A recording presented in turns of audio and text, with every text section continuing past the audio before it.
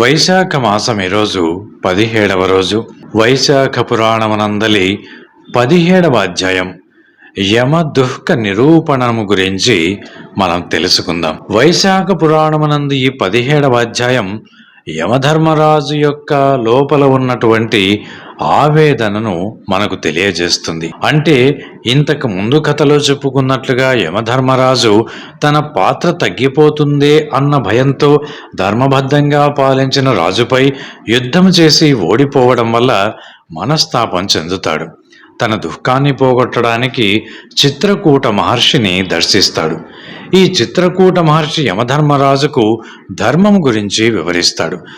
మరణం అనేది ప్రకృతి నియమం. అందరూ ఒకప్పుడు చనిపోతారని, వారు ధర్మం ఆచరించడం ద్వారా మరణానంతర శాంతిని పొందుతారని తెలియజేస్తాడు. మహర్షి యొక్క బోధనలతో యమధర్మరాజుకు కొద్దిగా ధైర్యం వస్తుంది. తన ధర్మాన్ని సక్రమంగా నిర్వహించడానికి, ప్రజలకు న్యాయం అందించడానికి మరింత కృషి చేస్తాడు అంటూ ఈ అధ్యాయం మనకు తెలియజేస్తుంది. ఇక మనం ఈ అధ్యాయంలోని కథలోకి గనక వెళ్ళినట్లయితే, నారదుడు అంబరీషునితో ఈ విధముగా పలికెను.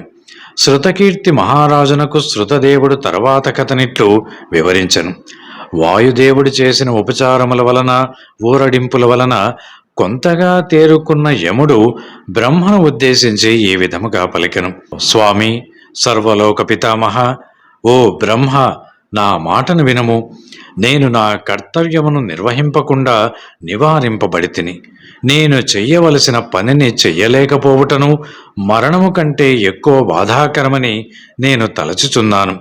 సర్వ సృష్టి విధాయక, నేను చెప్పేది సావధానముగా వినము. ఆజ్ఞను పొందిన అధికారి తనకు రావలసిన జీతమును తీసుకొనుచు చెయ్యవలసినటువంటి కర్తవ్యమును చెయ్యకుండా ఉండినచో అతడు కొయ్య పురుగు మొదలగు జన్మములను పొందును.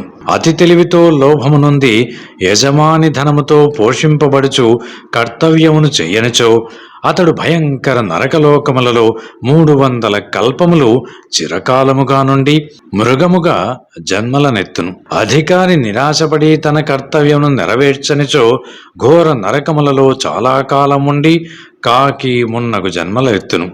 తన కార్యమును సాధించుటకై యజమాని చెప్పిన పనిని నాశనము చెయ్యువాడు ఇంటియందు ఎలుక జన్మనెత్తి 300 కల్పముల కాలము బాధపడును.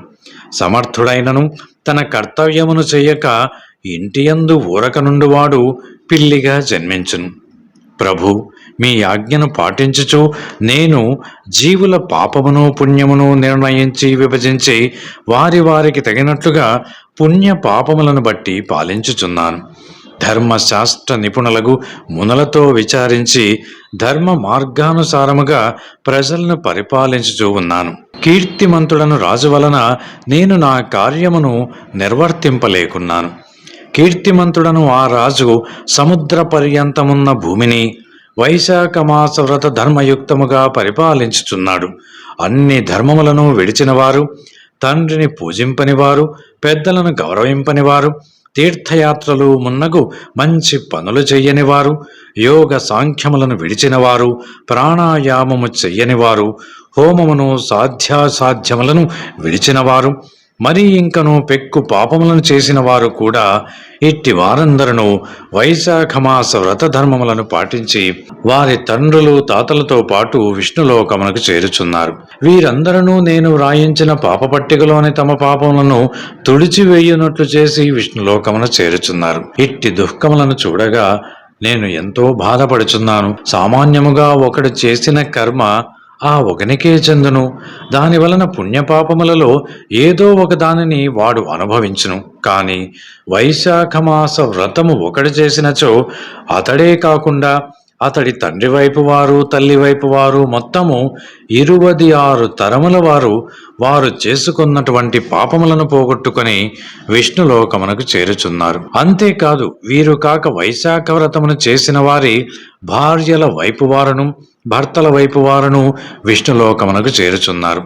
ఈ వైశాఖ వ్రతమును చేసిన వారు ఎట్టివారైనను నన్ను కాదని కనీసము 21 తరముల వారితో విష్ణులోకమును చేరుచున్నారు.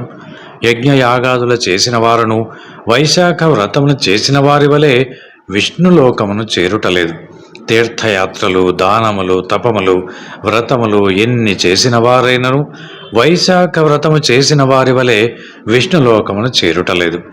ప్రయాగ పుణ్యక్షేత్రమున పడువారు, యుద్ధమున మరణించిన వారు, భృగుపాతము అంటే పర్వతము శిఖరముపై నుండి దుమికి మరణించిన వారు, కాశీక్షేత్రమున మరణించిన వారు, వీరు ఎవరూ కూడా వైశాఖ వ్రతము చేసిన వారు పొందునంతటి పుణ్యమును పొందుటలేదు. ప్రయాగ క్షేత్రమున నదీ ప్రవాహమున దుమికి మరణించిన కోరిన కోరికలు తీరును అని అందురు. అట్టి వారికి వచ్చిన పుణ్యము కంటే వైశాఖ వ్రతమును చేసిన వారికి అనాయాసముగా అంతకంటే ఎక్కువ పుణ్యం వచ్చుచున్నదని యముని అభిప్రాయం.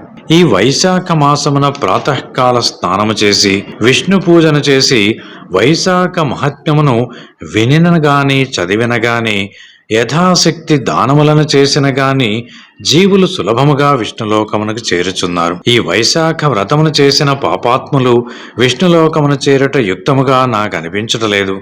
కీర్తిమంతుని ఆజ్ఞచే వైశాఖ వ్రతమును పాటించి మంచి కర్మలు చేసిన వారు, చెయ్యని వారు, శుద్ధులు, అపరిశుద్ధులు, వారు వీరు అననేలా అందరూ శ్రీహరిలోకమునకు చేరుచున్నారు. ఓ సృష్టికర్త, జగత్ప్రభు, మీ ఆజ్ఞను పాటించుచున్న నన్ను నా పని చెయ్యనీయక అడ్డగించిన వారు నాకే కాదు మీకునూ శత్రువులే కదా. కావున నీవు కీర్తిమంతుని శిక్షించుట యుక్తము. నీవు ఊరుకుండినచో అందరూ వైశాఖ వ్రతమును ఆచరించి వారు ఎట్టివారైనను విష్ణులోకమునకే వెళ్ళిపోవదురు. ఇందువలన నరకము, స్వర్గము మున్నగు లోకములు శూన్యములై ఉండును. పలుమార్లు తుడవబడిన ఈ పాపపట్టిక యమదండము వీనిని నీ పాదముల కడ ఉంచుచున్నాను. వీనిని ఏమి చెయ్యుదురో మీ ఇష్టము. కీర్తిమంతుని వంటి కుమారుని వాని తల్లి ఎందులకు ఎట్లు కన్నదో నాకు తెలియటలేదు. శత్రువుని గెలువని నా బోటి వాని జన్మ వ్యర్థము కదా. అట్టి వానిని కనుటయు ఆ తల్లి చేసిన వ్యర్థమైన కార్యమే. మబ్బులోని మెరుపు శాశ్వతము కానట్లు శత్రు విజయము పొందని పుత్రుని కన్నతల్లి శ్రమయు వ్యర్థమే కదా.